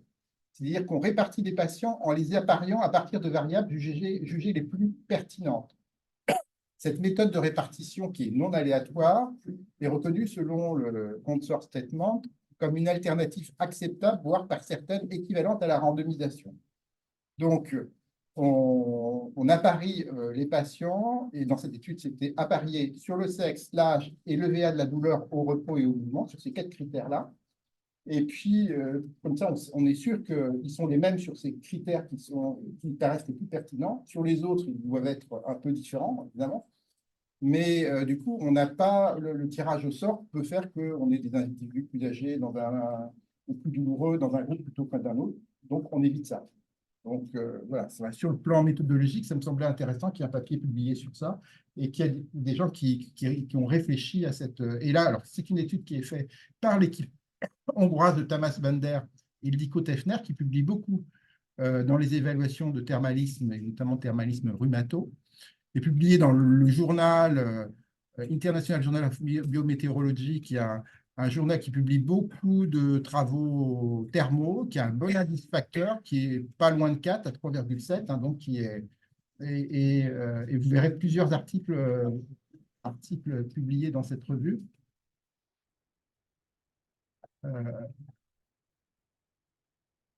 Et alors, donc, ont été évalués 137 patients, donc là, il y avait un bon nombre de patients souffrant de lombalgie chronique. Premier groupe thermal par des bains de 20 minutes dans le thermal. On les mettait simplement toujours un peu la même technique, on les met un peu comme les Turcs, on met dans une baignoire. On laisse l'eau thermale être active, mais on ne fait rien d'autre. Donc, pendant 20 minutes à 42 degrés, 5 séances par semaine pendant 3 semaines, versus contrôle pour tout son traitement habituel. Là, il y a un critère du jugement principal évalué à 3 mois qui est levé à la douleur au mouvement, puis d'autres critères sont la douleur, la fonction, le nombre de patients présentant des symptômes cliniquement acceptables ou passent, ou les questionnaires de qualité de vie Euroscol. Le nombre de patients inclus a été calculé, ce qui est bien. Donc, pour avoir une puissance statistique de 90%, si on suivait de 48, et comme ils en ont 137, donc là, ils ont vraiment une bonne puissance statistique. C'était en intention de traiter. Les faiblesses, c'est qu'il n'y a pas d'insulte du patient ou d'évaluateur. Donc là, c'est toujours, on peut dire, bah oui, le patient et les évaluateurs savaient quel traitement ils avaient, donc il peut y avoir des biais. En tout cas, les résultats de la comparaison intergroupe montrent, je dirais sans grande surprise, qu'il existe une amélioration statistiquement significative en faveur du groupe traitement thermal pour tous les critères de jugement qu'on a vu tout à l'heure en fin de traitement et à 3 mois, qui était le recul maximal de l'étude. Et donc, les auteurs concluent à l'efficacité du traitement par main thermale par rapport à la seule poursuite du traitement habituel. Alors là, une autre étude qui me paraît, qui sort un petit peu des rangs, dans la lombalgie chronique encore, c'est une étude française par l'équipe Couder de Clermont-Ferrand, et publiée dans une revue International Journal of Environmental Research Public Health, avec un impact facteur 4,6, donc important, et qui analyse le modèle de trajectoire. Alors, l'objectif de l'étude, c'est de dégager les patients répondeurs et de voir ce qui les distingue des autres. Quels sont les patients répondeurs, quels sont les patients au traitement thermal, quels sont ceux qui ne le sont pas. Donc, ils ont étudié sur une cohorte de 78 patients effectuant une cure thermale à Nérac-les-Bains. Ils ont été évalués avec un critère de jugement principal qui était la proportion de patients présentant une modification de l'intensité de la douleur entre le début du traitement et à 3 mois, qui était évalué par une échelle numérique de 0 à 100 mm avec un effet taille, donc un effet traitement supérieur à 0,5. On estime qu'un effet taille est important quand il est supérieur à 0,5. Puis il y avait d'autres critères secondaires qui ont été intéressants, qui étaient également le questionnaire d'Oswestry pour la fonction, un questionnaire également très intéressant qui est le questionnaire ASES, qui est la perception d'auto-efficacité mesurée par une version française validée de l'Arthritis Self-Efficacy Scale, composé de 21 questions portant sur la perception du patient dans ses capacités personnelles à faire face à la douleur, à la diminution des capacités fonctionnelles et d'autres symptômes. Donc, la personnalité du patient à réagir par rapport à ces symptômes, un questionnaire des peurs et croyances, et puis la consommation d'antalgiques. Donc, voilà les critères qui étaient évalués. Les résultats. Alors, sur l'étude, l'effet taille moyen des patients à 3 mois était environ à 0,47, ce qui est pas mal. Et on voit qu'il y a plusieurs groupes qui se distinguent. C'est un petit peu, on fait comme du Olivier Dubois, on voit des petits sous-groupes. Et on voit qu'il y a des patients qui s'améliorent, un peu plus d'un tiers, 36%, qui ont un effet taille supérieur à 0,5, 23% en effet taille modéré. Et on se rend compte qu'il y en a quand même pas mal qui sont très moyennement améliorés, 41%. Sont en effet taille à 0, donc qui ne sont pas améliorés, et même inférieur à 0 en effet taille, il y en a 23% qui sont aggravés. Ça, c'est à 3 mois. Bon, à distance de… Donc, les auteurs ont analysé justement selon deux trajectoires, les patients répondeurs. La trajectoire A, c'est des patients qui avaient la réduction la plus importante de l'intensité de la douleur, c'était 41% des patients. Et ceux qui avaient la trajectoire B, ceux qui avaient une réduction plus faible de la douleur, donc qui répondaient moins. Et ils ont analysé ces résultats. Je passe vite, simplement pour vous montrer un petit peu à quoi ça ressemblait. Et on s'aperçoit que les patients qui répondaient le mieux, qui sont en pointillé, c'est des patients qui étaient moins douloureux au départ. Et vous voyez que la variation à 3 semaines est plus importante. Puis, ils se réaggravaient un petit peu, puis après, ils étaient stables. Les patients qui s'amélioraient le moins étaient les plus douloureux. Ils s'aggravaient aussi après, et ils continuaient à s'aggraver un petit peu plus après. Donc, voilà les profils un peu de… Alors, ça, c'est 41% des patients, et là, c'est 59%. Très intéressant dans la compréhension, effectivement. On a tous des patients qui réagissent plus ou moins à nos traitements, et c'est intéressant de pouvoir les identifier. Et dans cette étude, donc, ils ont étudié le profil des patients de la trajectoire A, des patients qui s'améliorent le plus. Alors, sans grande surprise, ce sont les patients qui effectuent plus d'activité physique, mais ils ont moins mal aussi. Ils sont moins handicapés et ils ont une échelle ASES, donc de capacité à se prendre en charge par rapport à la douleur, qui est supérieure aussi. Donc, les auteurs concluent que c'est une étude réalisée en vie réelle. On n'est plus dans le domaine de l'étude randomisée expérimentale. Elle permet de mettre en évidence des trajectoires de douleur distinctes, d'identifier des variables prédictives pour les patients répondeurs à la cure thermale. Et les auteurs vont même jusqu'à suggérer d'utiliser ces critères lors de la prescription des cures thermales afin d'optimiser la prise en charge personnalisée des lombalgies chroniques. Évidemment, ça vous dit à ça. Ceci dit, donc, pour les patients qui sont moins bien améliorés, on ne peut pas forcément dire que la cure thermale soit… Ils sont moins bien améliorés, mais ils sont plus douloureux. Donc, la cure thermale soit forcément négative pour eux. Donc, il faut bien qu'ils soient pris en charge d'une façon ou d'une autre, même s'ils sont moins douloureux. Voilà. En tout cas, c'est des études qui sont intéressantes parce qu'elles explorent des domaines qui n'avaient pas été bien explorés jusqu'à présent. Je change tout à fait de pathologie et de traitement. Nous sommes la société de médecine thermale, d'hydrologie et de climatologie. Donc, il y a une étude de climatologie, il n'y en a pas beaucoup. Donc, il y a celle-là.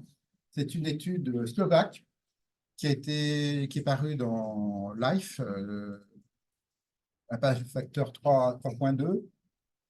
Qui a évalué l'effet d'une réadaptation climatique en montagne chez des patients présentant une maladie pulmonaire obstructive chronique. 90 patients qui ont eu un traitement de réadaptation climatique, séjour de 3 semaines dans une des 4 stations thermales climatiques des Hautes-Tatras, situées en Slovaquie à des altitudes de 760 à 1067 mètres, associées à de la réadaptation climatique qui associait activité physique et éducation du patient. Donc, vraiment un package important. Et donc, ce n'était pas une étude comparative, il n'y avait pas de groupe témoin, mais l'objectif également de l'étude, vraiment l'objectif de l'étude, c'était de déterminer s'il existait une différence parmi les prédicteurs d'amélioration cliniquement significative entre la différence minimale cliniquement importante qu'on appelle la MCID traditionnelle, qui est de valeur de 4, d'un questionnaire de qualité de vie respiratoire de Saint-Georges, et la différence minimale clinique importante qu'il voulait proposer, qui était de valeur 7. Donc, c'était une étude un peu métrologique pour savoir quelle est la différence clinique pertinente pour les patients pour évaluer l'effet d'un traitement, et notamment de ce traitement, chez des patients présentant une maladie pulmonaire obstructive chronique. Puis, il y avait d'autres critères de jugement évalués, la spirométrie, la qualité de vie, test de marche, l'anxiété, la dépression, la dyspnée. Et les résultats, c'est qu'en fin de traitement, les patients sont améliorés de façon significativement sur la spirométrie, le test de marche, l'échelle d'anxiété et de dépression et la dyspnée, et que les deux, ce qu'on voulait tester, le questionnaire MCID, la valeur de 4 ou la valeur de 7, avaient la même prédiction d'amélioration clinique pour la spirométrie, test de marche et qualité de vie. Donc, c'était un peu l'objectif de l'étude.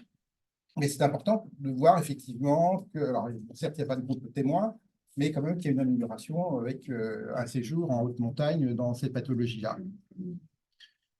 D'où l'intérêt de la réhabilitation climatique en moyenne altitude dans la maladie pulmonaire obstructive chronique, et évidemment confirmé par des études comparatives randomisées avec des patients qui n'ont pas ce type de traitement. Oui, encore, bon, bah, c'est presque fini. Alors, simplement vous signaler quelques revues systématiques. Une revue systématique sur le sommeil et balnéothérapie. Je ne sais pas si notre ami Olivier est parti. Voilà, alors, il y a 2 revues que tu as certainement lues. Ouais. Une par une équipe iranienne sur sommeil et balnéothérapie, donc je recommande à tous, qui a évalué l'effet des traitements thermaux sur la qualité et la quantité du sommeil. Au total, 18 études analysées. C'est paru dans International Journal of Biometeorology, avec des études plutôt de bonne qualité. Et la plupart des études montrent que la balnéothérapie, la thérapie thermale et l'hydrothérapie peuvent améliorer la qualité et la quantité du sommeil. Avec des mécanismes évoqués, régulation de certaines hormones, de l'histamine, de la sérotonine, du système nerveux sympathique et de la température corporelle. Une deuxième étude, une deuxième revue qui a évalué balnéothérapie et exercice. Est-ce que les exercices sont intéressants en plus? Alors là, ce sont des Italiens de Milan, de l'Université de Milan, qui ont évalué cette revue avec 21 articles. Ils ont étudié 4 groupes différents, l'immersion en eau thermale seule, l'immersion en eau thermale associée à d'autres soins thermaux, l'immersion en eau thermale avec des exercices physiques à sec, l'immersion en eau thermale avec exercices physiques en piscine. Et dans cette étude dans ce groupe a été inclus notamment l'étude de Mme Mindet sur la fibromyalgie, où les gens recevaient une cure thermale complète, et donc elle aurait pu également être dans ce groupe-là, dans le cadre de la fibromyalgie. Et simplement, alors, évidemment, comme d'habitude, quand on fait dans le thermalisme des revues systématiques, on trouve une grande hétérogénéité entre les études, sur la durée de la prise en charge, les protocoles, le nombre de patients, est-ce que c'est randomisé ou pas. Bon, en tout cas, les résultats, 16 études sur 21, amélioration de la qualité du sommeil perçu par les individus, ça confirme. Il semble que ce qui se dégage, c'est que 4 semaines d'intervention soient nécessaires pour obtenir des améliorations significatives et durables du sommeil. Donc, déjà, la première semaine pour les répondeurs, rapide, que tu as, et puis, bon, les autres, peut-être 4 semaines. Et puis, le protocole d'intervention associant balnéothérapie et exercice physique a montré des effets plus durables et importants que les autres traitements ou la balnéothérapie des exercices seuls. Donc, intérêt de faire bouger les gens à côté, leur faire des exercices. Et puis, que vous dire d'autre? Oui, sur cette revue systématique sur l'attention. Je suis toujours intéressé de savoir ce que les traitements thermaux pouvaient faire sur l'attention, avec notamment 11 articles, dont surtout 2 études intéressantes randomisées. Un premier qui montre que l'hydrothérapie en eau thermale, plus acupuncture, plus exercice aquatique versus groupe de contrôle n'effectuant aucun de ces traitements, il n'y a pas de changement d'attention, donc BRS. Mais une autre étude, 20 d'eau soufrée plus kiné plus électrothérapie versus 20 d'eau du robinet, 20 d'eau du robinet, kinésie et électrothérapie. Après 10 jours de traitement, réduction significative de la tension d'au moins 10 mm de mercure chez les patients traités par 20 d'eau soufrée. Donc voilà, peut-être que vous souffrez. Et donc, les auteurs concluent que malgré les limites liées à l'hétérogénéité des études, que les traitements thermaux peuvent être un appoint thérapeutique intéressant pour abaisser la tension artérielle.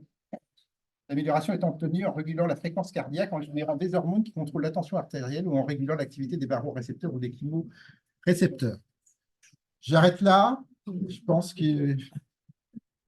Très bien.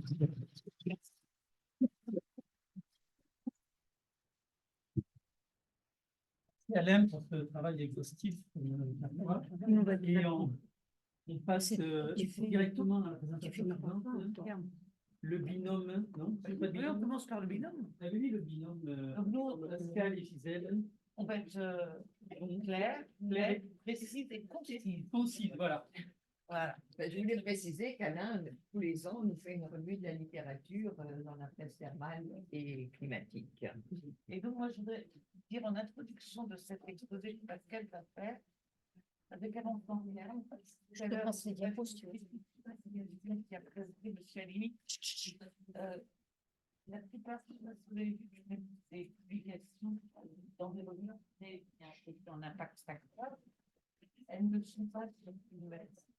Même il a été éduqué PubMed, mais dans PubMed, il n'y a quasiment pas de traitement non médicamenteux. Et donc, il y a Web of Science, et puis il y a Kern. Voilà, c'est simplement, on est dans un domaine voilà, du médicament thermal. Voilà, donc je laisse Pascal. Allez, Pascal, hein, c'est toi. Eh bien, bonjour et bonne année à tous. Cette année, on fête les 160 ans de la presse thermale et climatique. Et depuis l'année 2000, c'est la société qui prend en charge complètement la. Oh, écoute, merde. Je peux pas appuyer sur la flèche là? Attends. Si, Eh ben, j'ai fait ça. Attends, il faut le faire. Je sais pas ce que c'est ça. Hop. La flèche du verre. Eh ben, ici, Vas-y, oui, c'est aussi. vas-y, c'est bon. Essaye Bon, de ben, voir. c'est- Essaye. Ça marche pas bien, c'est pour ça que je. Non, mais tu fais ça. Hop. Alors, pour ces 160 ans, on va un peu faire bouger les choses au niveau de la presse thermale et climatique.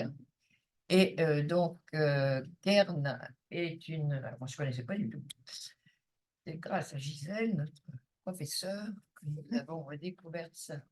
Donc, c'est une plateforme numérique créée en 2005 et donc va permettre une diffusion internationale de notre organe, la presse thermale et climatique. Il faut aussi souligner que nous sommes la seule revue française consacrée à notre discipline.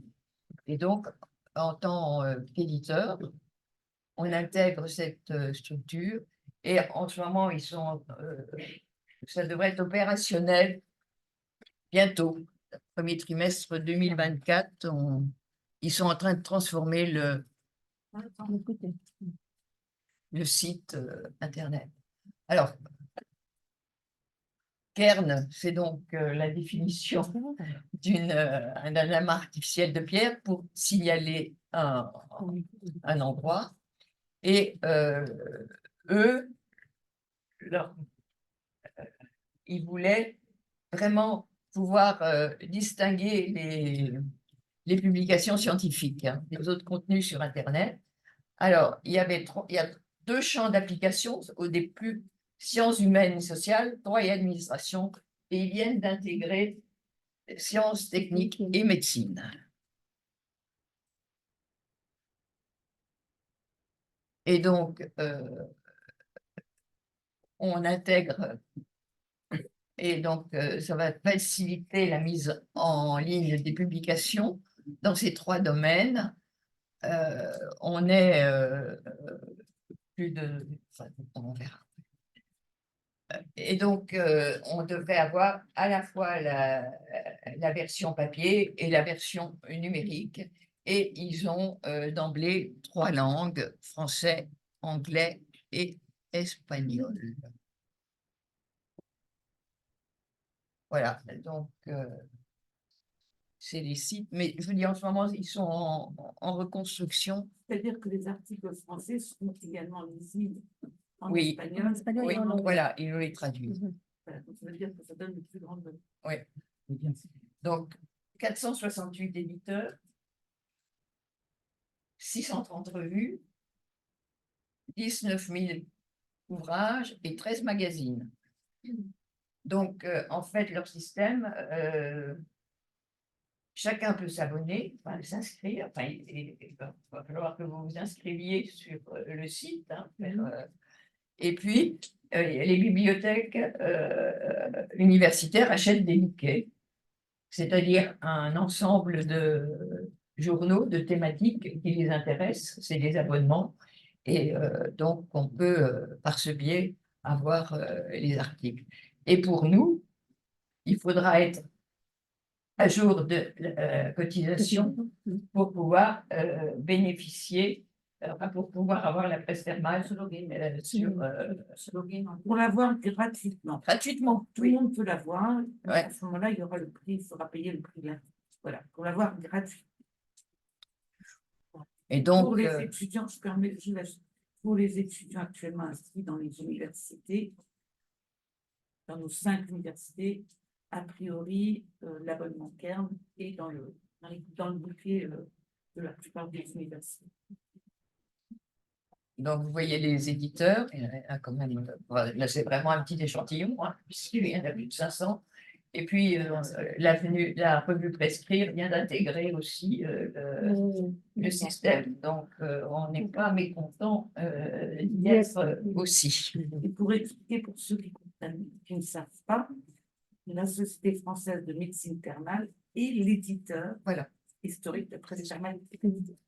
Donc, et on garde notre entière Parce que la presse thermale, avant, était éditée par l'Expansion scientifique française et en 2000 a été rachetée par Elsevier, puis qui nous a foutu dehors parce qu'on n'était pas assez nombreux pour faire vivre la publication. Donc, c'est nous qui avons racheté le titre avec l'appui de M. Boulanger. Je tiens à souligner, nous a beaucoup aidé à ce moment-là.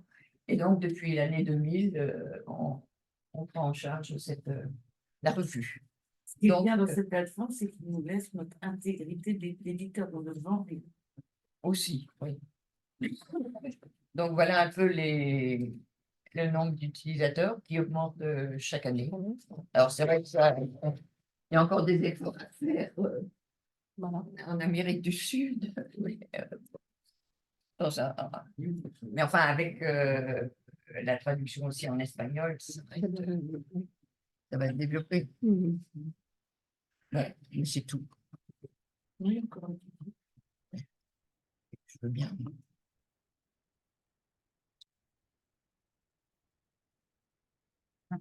Ça remonte.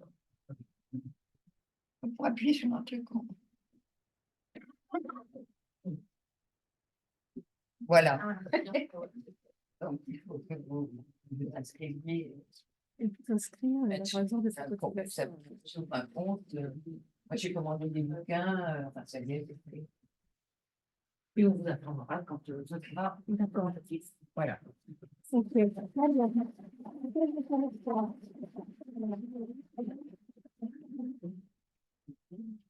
Voilà, merci beaucoup. Il y a une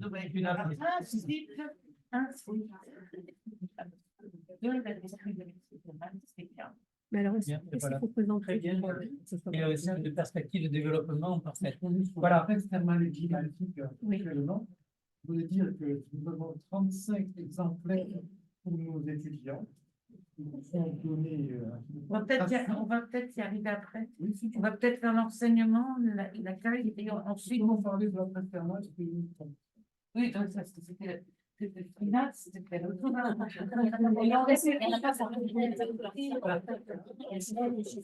Dernière présentation, dernière intervention, celle du.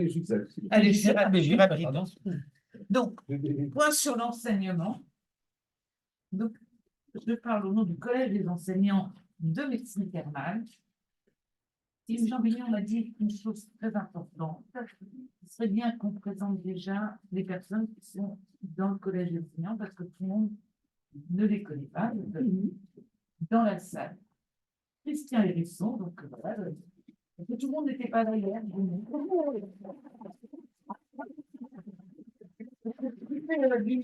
Je cherche avec le regard. Karine, elle est disparue. Je sais pas, elle est là. Karine. Sur la technique. Alors, après, il y a Dignon.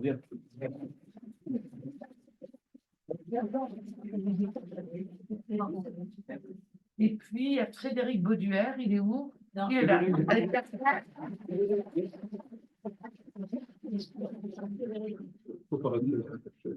voilà, comme ça, vous mettez un visage sur les enseignants, allez, on va dire les responsables, parce qu'il y a d'autres enseignants.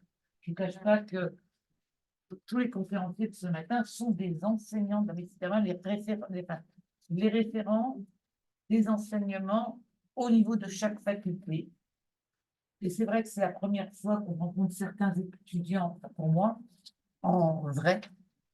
On les a vus en visio, enfin, nous, on travaille beaucoup en visio, parce qu'en fait, les étudiants viennent un peu, voilà, on ne se dépasse pas forcément. Donc, voilà. Donc, j'ai parlé au nom de toutes ces personnes, et puis, excusez-moi, j'ai oublié le professeur Moutastruc, qui n'est pas là, qui s'excuse, mais en tout cas, il est peut-être là derrière, en écran. Et voilà. Fini. Donc, Montpellier, Clermont-Ferrand, Bordeaux, Toulouse et Nancy.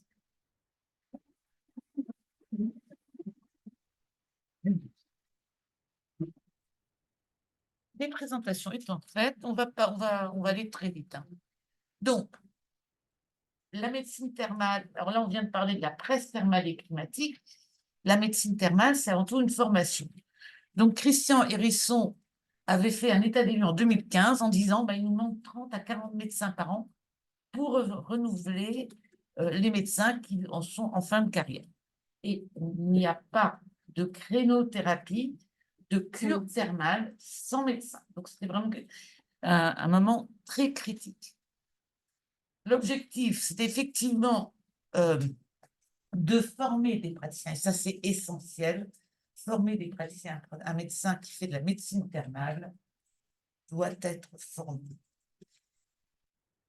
Également, les former de toutes les thérapies complémentaires. C'est ce que on est en train de faire là avec un certain nombre d'entre vous.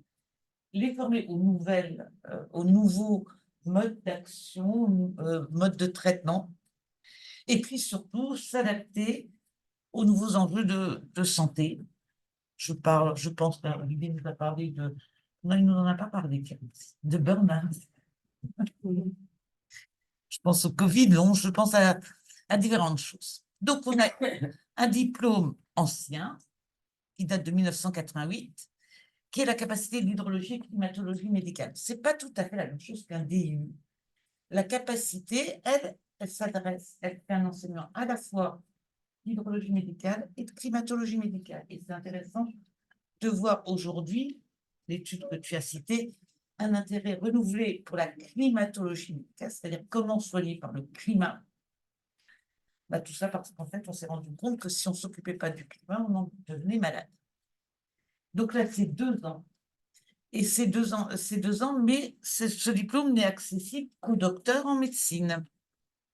Et ça, c'est un peu problématique parce que quand on a fini ses études de médecine, on a envie de faire autre chose que retourner 2 ans sur les bancs de la fac.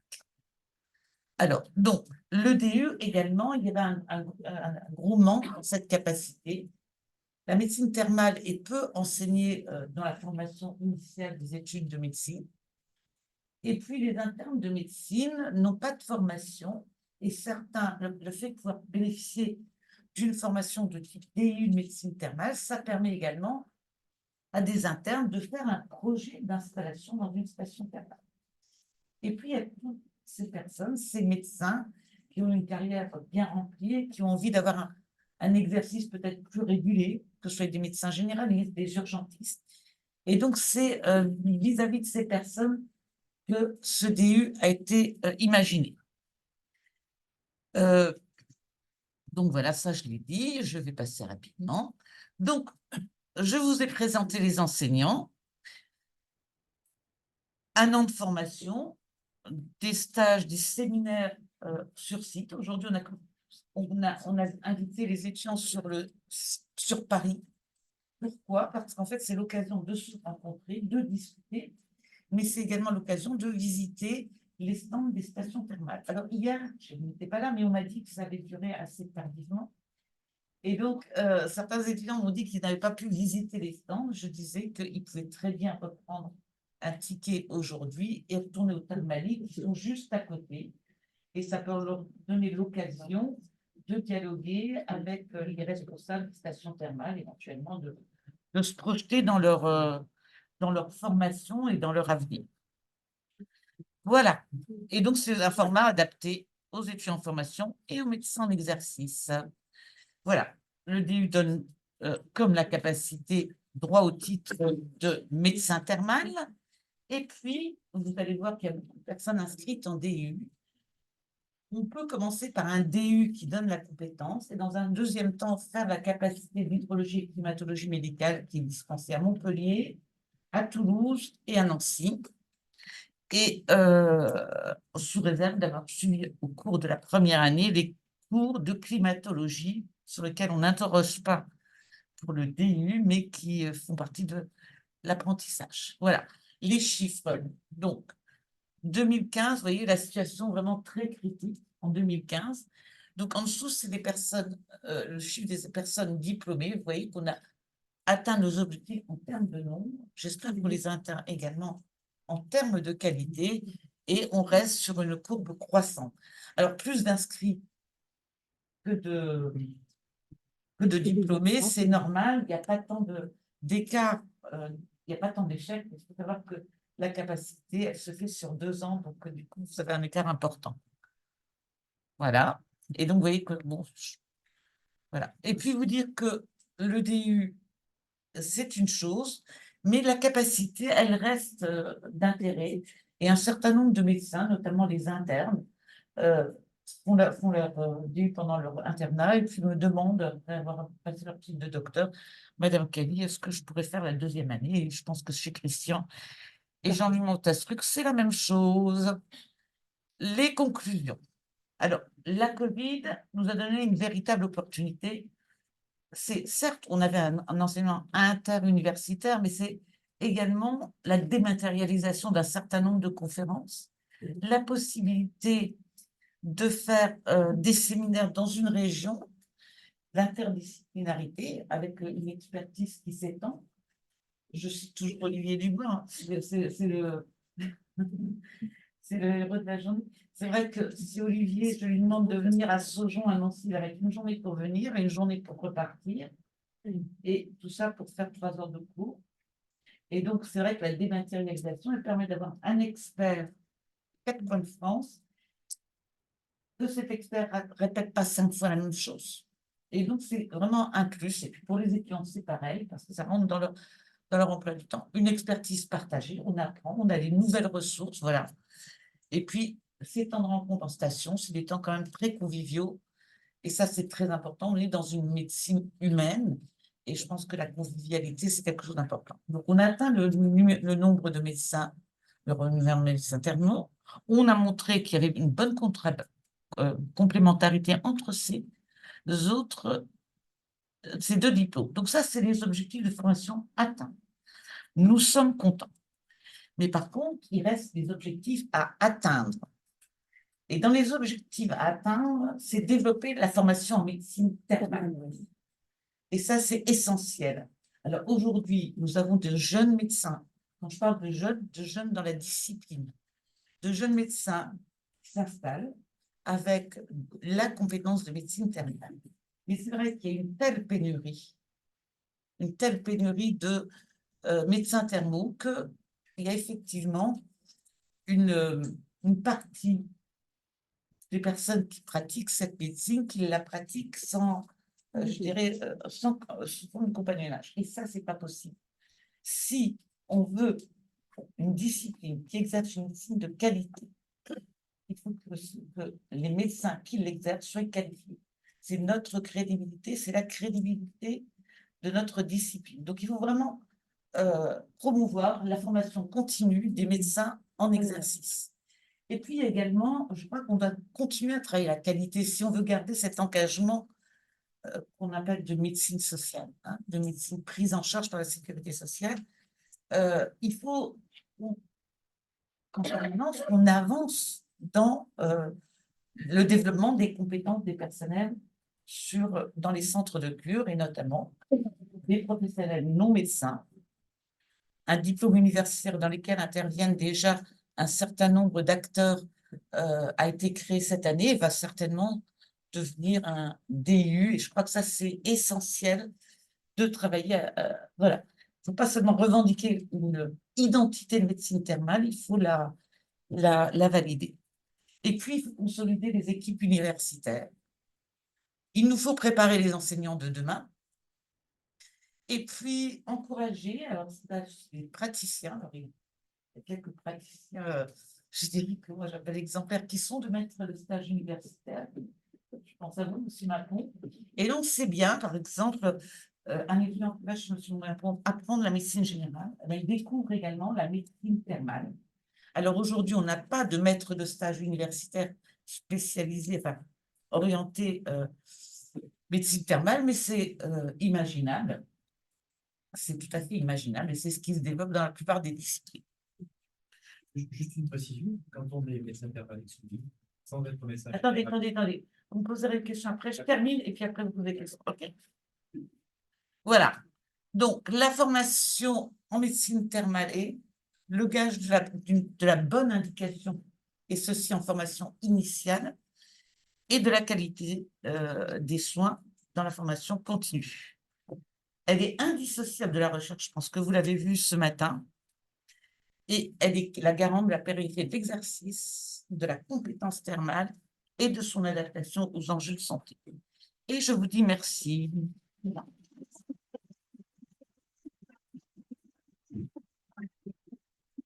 Et donc, je veux bien répondre à votre question maintenant. Juste quand on est un médecin thermal exclusif, non, comme médecin. Non, alors là, pour ce qui est des comment dire, statuts de maître de stage universitaire, ce sont les départements de votre faculté qui vont vous désigner comme maître de stage universitaire et vous faites un dialogue entre il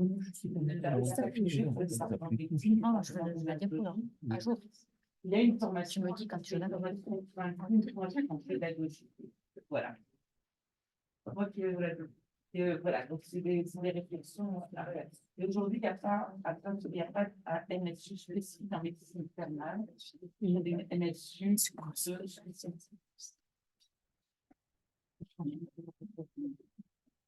Avant de te séparer, je voudrais simplement remercier réellement les collègues du collège de médecine thermale, parce que c'est un vrai travail collégial. Il y a eu un très gros effort qui est fait pour un enseignement organisé, distanciel, présentiel. Vraiment un grand merci. Et le deuxième message, avant de regarder la dernière diapositive, c'est quand vous êtes ici, un grand nombre de formations. Dans l'avenir, il faudra absolument qu'un certain nombre d'entre vous s'impliquent dans l'enseignement, comme quelques-uns ici vous l'ont montré. D'autres s'impliqueront dans la recherche. C'est obligatoire que les médecins participent à la recherche. Et donc, vous tenez en main une grande base du thermalisme de demain. Oui, je suis le docteur Alain Garcia, je suis le directeur médical du groupe de Chaîne Cardin du Soleil. Alors, on peut dire qu'on se réjouit les uns les autres du nombre de participants à cette conférence aujourd'hui et du nombre d'étudiants et du fait que les enseignants ont relevé le défi. Hein. C'est un travail qu'on avait fait quand j'ai fait mon stage et mon mémoire de capacité, la démographie des médecins thermaux et vraiment, on peut dire et remercier nos enseignants d'avoir relevé le défi d'assurer la pérennité de la médecine thermale à travers le renouvellement des générations. Quand même deux choses qui me paraissent importantes. La première, c'est que le métier évolue. Et nous avons aujourd'hui des défis à relever. Je vous signale que vous avez peut-être reçu, pour ceux qui exercent déjà la médecine thermale, des courriers de la CNAM qui indiquent que de toute façon, aujourd'hui, il y a quelque chose qui ne va pas, qu'un certain nombre de médecins thermaux ne font plus les 3 consultations prévues dans le forfait, mais en font 2, voire qu'une seule. Donc, première chose, nous avons besoin, et surtout avec les jeunes médecins qui arrivent, de relever le défi de dire la médecine thermale, c'est une médecine qui s'intéresse au départ à un diagnostic précis de ce qui va être nécessaire de faire pendant les 3 semaines de soins et prescrire des soins en conséquence de l'état des patients. La deuxième consultation, qui était une consultation pour savoir si oui ou non tout se passait bien dans les termes, aujourd'hui pour moi, doit être maintenu bien entendu, mais aussi être un temps de dialogue entre le patient et le médecin thermal avec une idée en tête de s'intéresser à la prévention, de s'intéresser au mode de vie du patient, car aujourd'hui, plus que jamais, on sait, et ça fera l'objet d'autres cours à venir, on sait que les maladies chroniques ne sont pas automatiques, qu'on peut revenir en arrière avec des actions simples de prévention, les messages clairs d'éducation, de santé, d'activité physique, de nutrition santé et de limitation, pour ne pas dire de l'arrêt du tabac et de l'alcool. C'est ce moment de deuxième consultation, quelque chose d'essentiel en matière de prévention. Enfin, la dernière, je l'insiste, c'est l'occasion de faire un bilan, de vérifier que la cure thermale a eu des effets positifs pour le patient et surtout s'intéresser au suivi et à la suite. Ça veut dire passer le message aux médecins traitants des constats qui ont été faits à l'occasion de la cure thermale pour qu'ils prennent le relais. Et dernier message, la cure thermale, c'est 18 jours de soins, mais c'est une année de bonne santé pour les patients relevant des maladies chroniques. Et en ce sens, on est rendu très content de voir. Et bien entendu, petit message que je passe, je ne peux pas le passer, je ne suis pas le seul. Nous avons besoin de médecins, nous recrutons des médecins pour assurer le suivi de l'établissement. Donc, tout à l'heure, je serai encore là. Et si vous avez envie de vous installer, vous venez me voir. Voilà.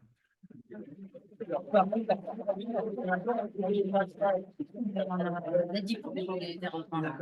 Mais les diplômés, il n'y en a pas 35. Hein. Et t'en fais quoi après des ouvrages? La qualité, Moi, je ne ramène la pas. fonction et le rôle du médecin thermal, comme ça, au cœur de la journée du 29 mars à Montpellier, on souhaite tous vous retrouver dans ce temps. Alors, il y a une dernière.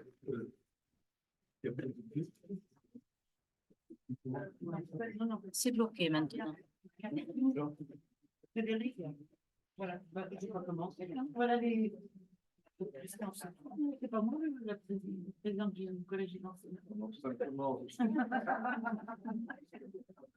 à l'heure avancée, c'est simplement pour vous montrer que les promotions qui ont terminé en 2023 avec 50 nouveaux médecins diplômés.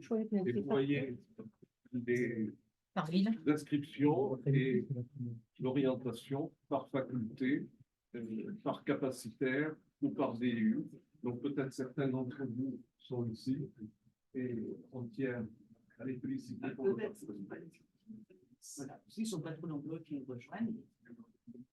Qui est présent? Les diplômés de. Il y a Madame Nicu qui est là. Il y en a 3-4 qui ont des médecins. Voilà.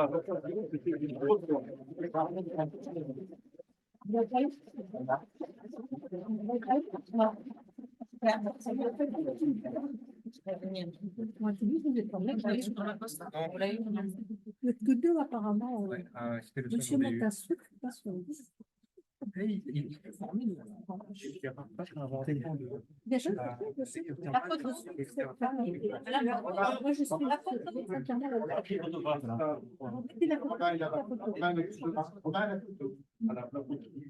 La photo de venir.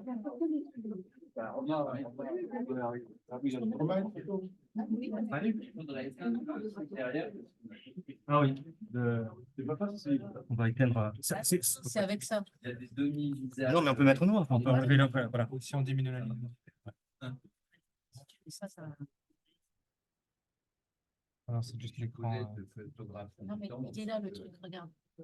C'est pas gagné d'avance, mais on va quand même essayer. Voilà, très bien. Voilà, Voilà, bravo. tout le monde peut me faire un beau sourire. Oui, hein, on va se rapprocher. Il y a Isabelle dans le fond qui discute. Je vais essayer de mettre son visage. Vas-y, fais un sourire, Isabelle.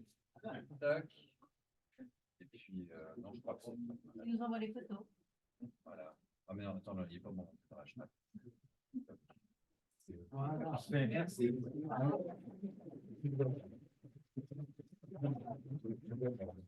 Bravo. On verra une bonne Au revoir. Mais il n'y en a pas pour tout le monde. Donc, alors, pour ceux qui ne pourront pas, vous voyez avec Denis, vous laissez votre nom, prénom et adresse à Denis et vous le par courrier.